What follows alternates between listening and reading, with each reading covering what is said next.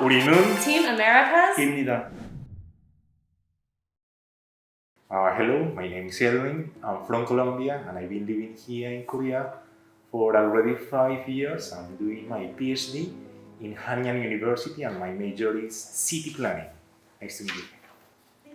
Hi, my name is Holly. I'm from America. I'm 25 years old and I've been living here in Korea for going on 4 years now. I'm currently getting my second BA in political science and will hopefully be studying in Yonsei University next year. It's nice to meet everyone. Hello everyone, my name is Julio, I'm from Peru. I've just finished my master's here. I've been for over 2 years and a half now. My master's is in communications, my background is in literature. And what? Pleasure. What has changed more is my socialization. Before meeting with friends and with family was physical, but then we have to run into virtual meetings also for school.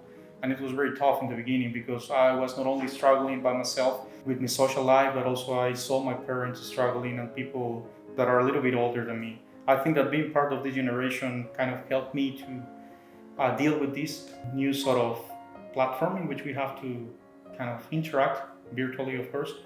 But I was thinking all the time and kind of taking a little bit of the suffering of my parents because they cannot really adapt to these new changes. For me, I've used exclusively online classes for 4 or 5 years now, and I think that it really depends on your personality, what your pros and what your cons are going to be. For example, a pro for me is that I get to schedule all of my own classes, all of my time, but that may not be good for someone who doesn't have a lot of self-discipline because schedules can get away from you really easily. So that could be a pro or a con. I think a major pro though is being able to multitask. Like you can do school in your pajamas, you can, watch a lecture in the bathtub, you don't have to be in a static location for online classes like you do with face-to-face. Okay, in Colombia, very long time ago, people were allowed to vote at the age of 21. But nowadays, similar as in Korea, people are allowed to vote from the age of 18. So yeah, the condition and the situation is pretty similar. The age of voting in America, in the United States, is also 18. Okay.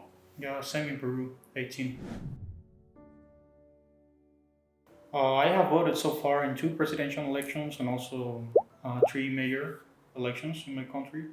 Regardless of being in Korea, I can always go to the embassy and vote there.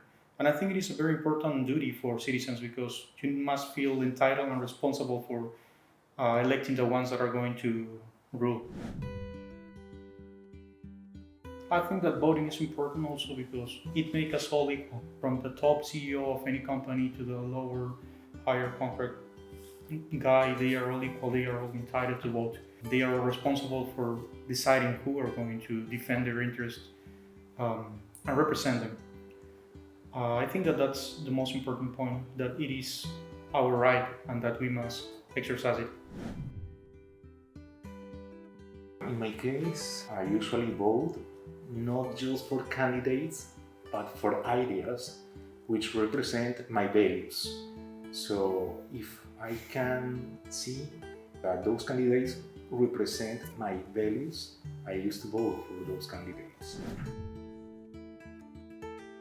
I think that the closest thing to a political education I've got in Peru is a class at a school, at high schools, that was called civic education. That politics is kind of touched, but very briefly, and a little bit in history class, of course, Peruvian history. But I'd say that most of my knowledge and preparation in politics has been self. I've been studying by myself. I think it's helpful because, only if it's addressed in a sort of neutral way, if it is not a sort of indoctrination for them to be militants or to belong to a certain party, which is the power. That's very important. And I think the most important thing is to teach them to differentiate what things are convenient for them and what things are not convenient. and also to understand the basic concept of politics, which is an activity that seeks the wealth or the well-being of most of the people, right, of the society, not of just few. So if they have those ideas clear in mind and they receive that education, I think it's going to be very beneficial for them.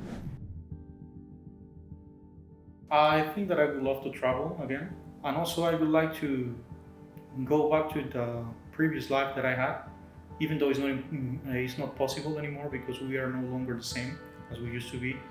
But I would like to hug my friends, for example, to greet them the way we greet in Latin America, which is a kiss on the cheek.